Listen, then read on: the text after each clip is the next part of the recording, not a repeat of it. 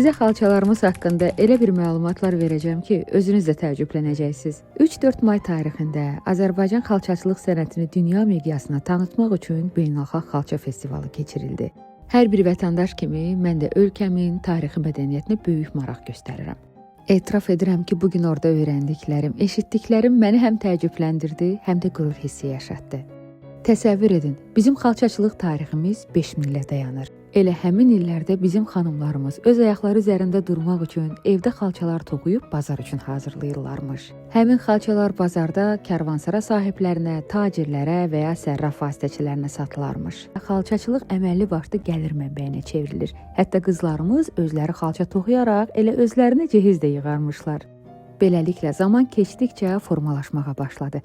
Öncə kəndlərdə xalça briqadaları, daha sonra isə xalça toxuma kombinatları yarandı. Beləliklə xanımlarımız artıq maaşı çalışmağa başlayıbmış. Sözüm ona ki, bizim xanımlarımız elə əzəldən öz ayaqları üzərində dura bilir, özləri çalışıb öz pullarını qazana bilirmiş.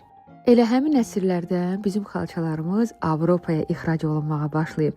Ən çox da sevilən bilirsiniz hansı xalçalar olub? Təbriz, Gəncə, Qarabağ və Şirvan xalçaları ən çox sevilən xalçalardan olub. Hətta bizim xalçaların rənglənməsi belə təbii bitkilərdən alınmış rənglərlədir. Dünyanın ilk xalça muzeyi də bizdədir. Ən məşhur simvolumuz buta isə sevgi, bərəkət və bolluq mənasını verir. Məndən bu qədər. Siz də öz bildiklərinizi rəylərdə yazın.